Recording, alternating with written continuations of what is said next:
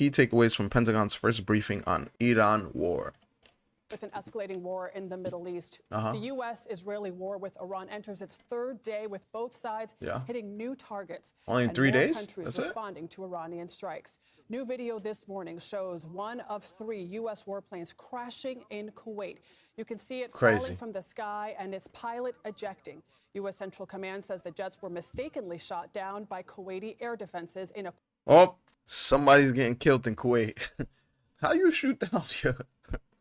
This is crazy. It's like you go rob a bank and by accident you rob your friend in the middle of the bank robbery. But okay, let's see what happened. Quote, apparent friendly fire incident. All crew members survived. The death of Iran's Ayatollah Khamenei has garnered a strong response from the Iranian regime. Iran has responded to U.S. and Israeli strikes with missile and drone attacks on multiple sites across the Middle East, including, they claim, the office of Israeli Prime Minister Benjamin Netanyahu. In the last they came hour, at the Netanyahu Pentagon gave already? more insight into the U.S. operation. Defense Secretary Pete Hegseth reiterated the U.S. commitment to destroy Iranian nuclear power. The mission of Operation Epic Fury is laser-focused. Destroy Iranian offensive missiles, destroy Iranian missile production, destroy their navy and other security infrastructure, and they will never have nuclear weapons. I mean, that sounds pretty straightforward. We're going to wipe them off the face of the map. Wow. We're going to wipe them off the face of the map. I don't have a problem with that. You guys want to shoot at us? We're going to blow you to smithereens, bro. Come on. It's a good thing to do. Surgically, overwhelmingly, and unapologetically. We didn't start this war. Yeah, I wouldn't apologize either. Under President Trump, we are finishing it. If you kill Americans, if you threaten Americans anywhere on earth, we will hunt you down without apology and without hesitation, and we will kill you. For more on this, pretty straightforward. Like the young kids say nowadays, what's that term? Oh yeah, based. Completely and totally based. PvP server, we're coming for you. We're gonna spawn camp you if we need to, but we're gonna kill you, period. I mean, what other response would you want? As an American, I support that completely. CBS News correspondent Natalie Brand is at the White House. Natalie, thank you so much for joining us. Break down what the rationale has been presented as for these strikes. The secretary said Iran was holding a gun to our heads. Explain this rationale. Yeah, we got a little bit of it from President Trump, who had released 2 pre-recorded video messages over the weekend in which he said the objective is to, quote, eliminate imminent threats from the Iranian regime. And he went on to talk about 50 years of threats and deadly attacks from Iran and its proxies. And he, in that video statement, as well as Hegseth today, also talked about diplomacy not really moving forward in the way that this administration had wanted to. Keep in mind that we had negotiations late last week. Technical talks were scheduled for today in Vienna to begin with the UN nuclear watchdog. But, you know, President Trump on Friday signaled he was just not happy with the way those negotiations were going. Secretary Hegseth expanded upon that today. Let's take a listen to that portion of his remarks. They're playing with fire. The former regime had every chance to make a peaceful and sensible deal. But Tehran was not negotiating. Right. They were stalling, buying time to reload their missile stockpiles and restart their nuclear ambitions. Their goal, hold us hostage, threatening to strike our forces. Well, President Trump doesn't play those games. And as Secretary Rubio said after the Maduro raid, if you don't know, now you know. Gangster. If you don't know, now you know. Come on, man. Come on. There's no better time to be an American. Listen, there are a bunch of people out there who are probably going to criticize me for saying this. Oh, America never liked black people or that. Listen, I don't care about none of that shit, okay? I'm living a good life, okay? I'm paying my bills, all right? And I know Americans are not to be with. And I'm an American. I don't care. I don't care. I like this. I like this new America. I think the only people who have a problem with it are people who have this naive look at the world where it's like, oh, we need to deal with people. No, we need to. It's real simple. It's like kids, okay? Really like kids. All right. You tell a kid, hey, sit down. Hey, don't do that. The second time, a little bit more sternly, right? Hey, don't do that. don't make me get up. And then the third time, you just get up and whoop his ass. And I promise you, he's not doing it again. And now I know people, oh, that's child abuse. Well, where I come from, that's not child abuse, okay? That's called 3 strikes and you're out, okay? Iran got 2 strikes. the third one was a missile shoved right where the sun don't shine. I'm not mad at it, not one bit. I don't understand why people are so upset. I really don't. We also know that the administration has been extremely concerned with Iran's ballistic missile program. That's also something that Israel I would be too. Has made a case for to the United States, and that the right. And then the other part too, to say, oh well, and I said this yesterday when we did the emergency episode. You know, people are saying, oh well, this is a Israeli war. Israeli wants us to go to war, and da da. It's like, if the last couple of days hasn't been a perfect example of why we should have been done this, then I don't know what to tell you. And by a perfect example, I mean the fact that they didn't only attack Israel; they attacked a bunch of people in this area. Even I think it's the British Prime Minister, which I'll probably pull that up. He even came out and had a moment where he was saying that, oh, we're not gonna attack back, but they did attack us, and they attacked British civilians. Like, Iran's attacking people indiscriminately. This whole conspiracy about it was Israel, I don't believe it. I'm sorry, that's just not me. You're gonna have to give me more proof to believe that. Talks that had been going on were focused on nuclear, not necessarily the ballistic missiles. The president, in his video message, said that accused Iran of developing long-range missiles that can threaten allies in Europe, troops overseas, and could one day reach the American homeland. Now, note, there is a Defense Intelligence Agency assessment from last year that said Iran could develop a long-range missile by 2035 if it chooses to pursue it. So, you know, critics in Congress are questioning this idea of an imminent threat. That's something that President Trump and his top military leaders will. We had somebody in the chat. He put, I agree with you, but Israel's involved too. They win more than anyone else. Okay, so what? Iran is attacking everybody. It's not just an Israel thing. They've created Hamas, or I should say this: they've supported Hamas. They created the Houthis.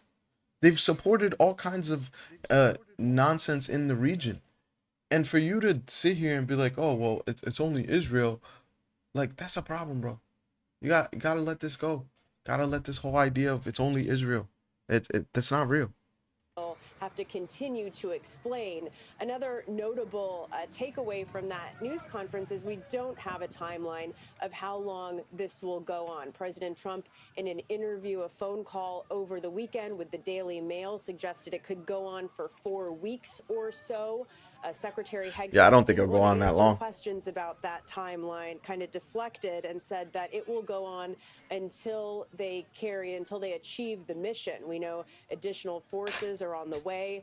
Secretary Hegseth and the chairman of the Joint Chiefs, Dan Kane, also paying tribute today to the 4 U.S. service members who have been killed in this operation since. Oh, now it's 4. Yesterday it was 3. And General Kane saying, warning, we expect to take additional losses. He says the U.S. will work to minimize that, but that this is major combat. Adriana. Natalie, the information coming from the White House has been doing so a bit untraditionally. The president has been speaking to individual news outlets. What's untraditional? He spoke to our Bob Costa this weekend, but he hasn't held a full briefing like most presidents typically do after a military action like this. Do you have any sense of why that might be? What briefing do you need? We're shoving Tomahawk missiles up their ass. That's it. That's all you need to know. And obviously how many people, die. That's important too. We don't really have any insight into the strategy there. This Pentagon news briefing was the first time we. What do you mean? The strategy is there, okay? They're trying to remove their ability to launch missiles into other countries. That's it. They've asked the IRGC, I believe is how you say that, which is their military, to surrender. Trump is giving them full immunity, saying, hey, no harm will come to you if you lay down your weapons. Come on, you guys got to do better than this. Heard from top military leaders who took some questions from reporters in the room. We're waiting to hear from President Trump today, but it's also notable that those pre-recorded video messages that went out on Saturday and Sunday did not have the pool reporters in the room either. They just simply were recorded and then released. And then the president having a number of phone calls, as you noted, including with CBS News' Bob Costa, but at times giving different information in each one. For instance, he told Bob Costa that there were some potential good candidates to take over in Iran following the supreme leader's death, but he then told ABC News' John Carl that some of those candidates were killed in the operation. So there's because shit changes. Stuff changes. They launched over 1,000 missiles, I think it was, or whatever, and I hope that they get into it, but it's just like, come on. They were landing missiles like every 16 seconds. a lot of, obviously, this is a fast-moving situation. There's a lot of different information, but it is notable that we're getting bits and pieces across these various interviews with outlets. All right, Natalie, thank you so much. Let's go to our senior national security correspondent, Charlie D'Agata, who is live in Tel Aviv. Charlie, thanks so much for joining us. What are we learning? What stood out for you and filled in the blanks about how these operations tell us, Charlie. Conducted? What are we learning so far? Yeah, Adriana, we learned a lot about it because that's what all the questions have been about. Because, you know, I've been here for a week waiting for what was about to unfold. And we heard from the Joint Chiefs of Staff, General Kane, Raisin Kane, as President Trump likes to call him, exactly about the TikTok, what he called H-hour, in the same way that the military calls D-Day. And it was an execution where the first wave of attacks was launched using Tomahawk cruise missiles. That's kind of a big deal because we kind of think the idea of maybe airstrikes were involved. Tomahawk cruise missiles are launched from destroyers in the Gulf or in the region. He talked about the USS Gerald R. Ford that we've been talking about. That needed to be in place. The USS Abraham Lincoln needed to be in place. He talked about long-range bombers. And all of this was coordinated at the same time. The launch was pre-dawn, but the execution was after dawn. In working with the Israeli military and fighter jets there in order to work around deconfliction. And the reason I mention all of that about the nature of that first wave of attack is that this had been weeks, months, years in the planning for target acquisition, figuring out what they wanted to bomb, what they were going to hand over to the Israelis, bomb it all. how it was going to be executed. And this is very vital and very important, how the United States was prepared for the retaliation. Here's a bit more of what he had to say. More than 100 aircraft launched from land, sea, fighters, tankers, airborne early warning, electronic attack, bombers from the states, and unmanned platforms, forming a single synchronized wave. This was a daylight strike based on a trigger event conducted by the Israeli Defense Forces, enabled by the U.S. intelligence community. The first shooters at sea were Tomahawks unleashed by the United States Navy, closed in on Iranian naval forces, and began to conduct strikes across the southern flank in Iran. On the ground, forces fired precision standoff weapons, measured, deliberate, precise, and lethal.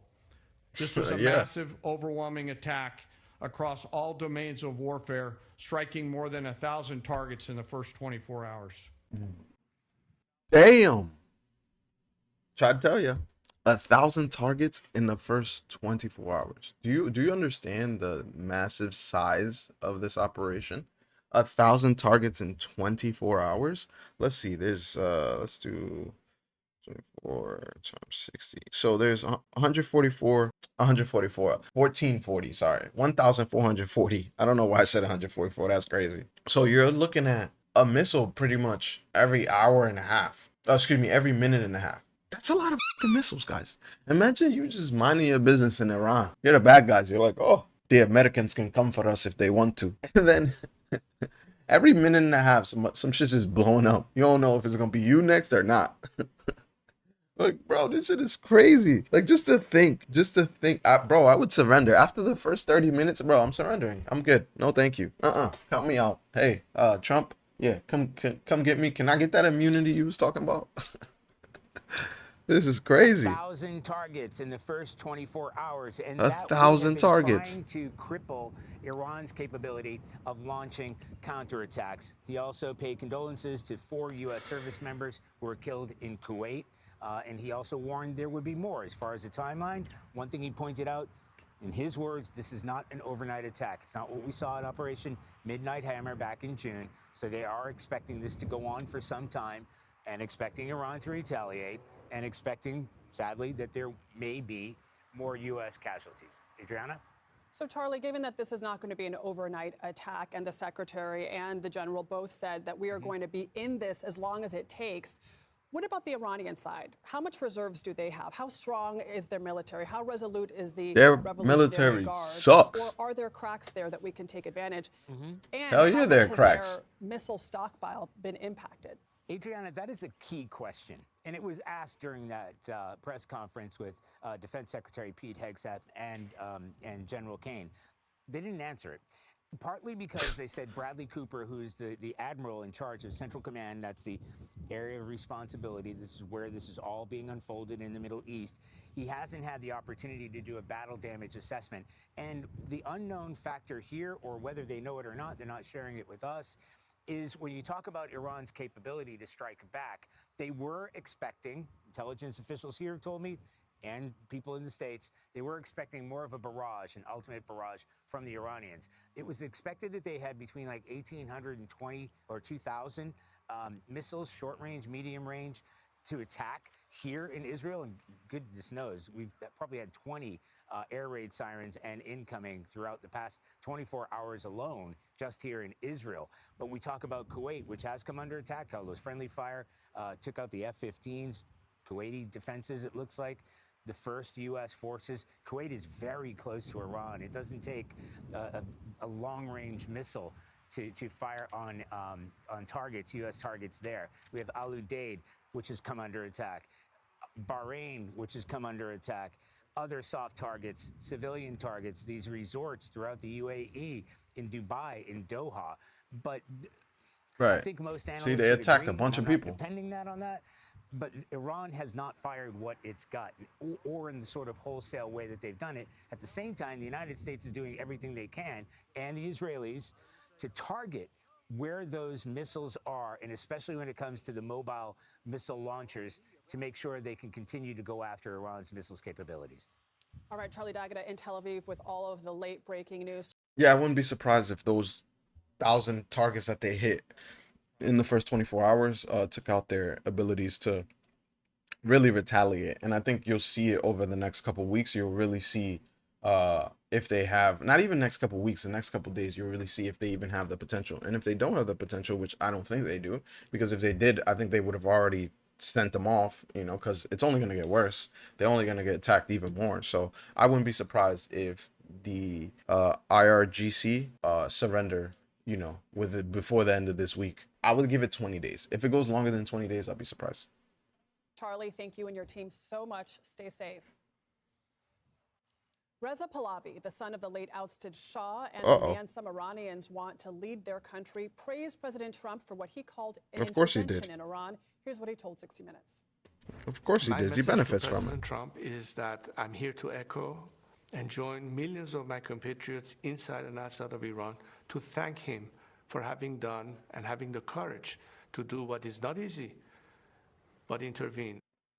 Let's turn now to CBS News foreign correspondent Ramy Inocencio, who is tracking developments from a British Air Force base in England. Ramy, we're hearing praise for the president from Pahlavi, but how are U.S. allies in Europe responding? They don't got nothing to say either. What are they going to say? The first steps of Western allies of the United They're all States cucked anyways. up, basically, in order to help support the U.S. operation in Iran. For example, today, the reason why we're here outside the Royal Air Force Station Fairford is because overnight, Prime Minister Keir Starmer gave the green light for the United States to use military bases here in order to stage strategic missile targeting of What's he gonna say? Iran No? over the next foreseeable future. He can't say no. If you look at the population of England, he's not gonna say no. He needs us Americans to, you know, do what he can't do. In particular, Fairford here is the only site in all of Europe that can actually handle B-52 bombers, B-2 bombers, and B-1 bombers because of the length of that runway behind me, nearly 10,000 feet. That's nearly 2 miles in length, and also the strength of the runway can handle That's what she said. Heavy loads. In addition, we're also... I'm not mature enough to have this conversation. I'm sorry, guys. I'm sorry. Oh my God. We're hearing that France has said that it will defend its interests in the Gulf states along with Jordan. There are roughly an estimated 400,000 French citizens in and around those countries. And earlier this morning, I spoke to an Iran expert, Sanam Vakil, at Chatham House, and she said that we should expect even more European countries to follow. Take a listen. Oh, yeah. I think it was inevitable that the UK would enter this war one way or another. The longer this war continues, I see more of American European cooperation emerge. That also is inevitable to me. The worst case scenario, and this must be said out loud, I think for Europe is very vague and perhaps unachievable, is the so-called regime change option.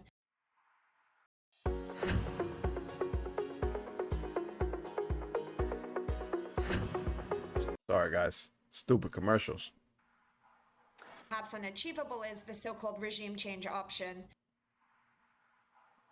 And no one is, well, many people are not crying over the death of the Ayatollah. And a lot of people, a lot of supporters here in Western countries say that they will support, the United States will support President Trump. Germany also just having said that it will also defend its interests. You and our other colleagues in the London Bureau have done extensive reporting, talking They have to no Iranians choice. in Tehran throughout the past weeks and months. Who do Iranians want to lead their country? Yes, the people who are speaking out, Adriana, vocally calling for Reza Pahlavi, the son of the ousted Shah.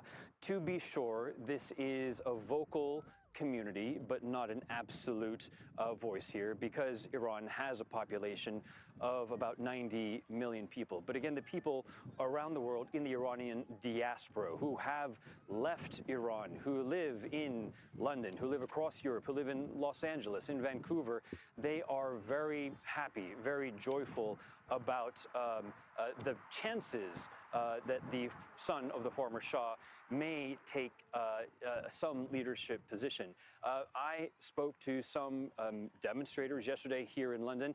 London is home to the biggest Iranian diaspora community in all of Europe, and one person minced no words in how she felt about the death of the Shah. Take a listen. The Ayatollah is dead. How do you feel? Amazing. We are so happy. We are Right. so happy. Happiness. Oh, yeah, she's happy. For Iranian. He's biggest head of the terrorists. It's the same thing like when Venezuelans came on, we're happy about Maduro. They knew how bad he was. And it doesn't take a genius to be able to see that people are like, oh, wait a second, this dude is really bad. Like, yeah, this dude is fucking horrible. He's an awful guy. He did horrible things to his people, specifically over the last couple months, but over however many years, 50, 60 years or whatever, since the 80s. Since 79 was when the revolution happened or whatever, and then, you know, old boy took power a couple years later. But this dude has just been horrible, and it's like, for anybody to protest this dude being killed who was terrorizing his people is ridiculous, number one. And number two, it shows you that they have zero brain cells and clearly just want you to believe whatever they want you to believe. Like, that's one of the reasons, like, I started doing these lives, was because I'm not the kind of person who's just gonna sit here and say, oh, this is what you should believe. No, I'm going to play some videos. I'm going to give you my opinion. And if you just so happen to jump in the chat and disagree with me and I disagree with you, I'm going to respond and I'm going to say, no, that's not right because of X, Y, Z. And maybe you'll teach me something. And that's great. But at the end of the day, I'm not like the rest of these dudes who has like an agenda is like, oh, I want you guys to believe this. No, I come at this neutral. I come at this from a perspective of having some common sense, and I don't know everything. I'm not like the most studied person when it comes to geopolitics, but I understand the common sense parts of it, okay? In the Ayatollah's last breaths on this earth, what would you like to have told him? Go to the hell. Go to the hell. Okay, all right. Damn. And that sentiment is shared by the people that I have been able to reach out to in Iran by voice as well as by text. One person at that protest just now told me that he also wanted even more bombs from the U.S. to fall on his country. All right, Rami, thank you so much. I have a 130. My boy wanted you to take everything out.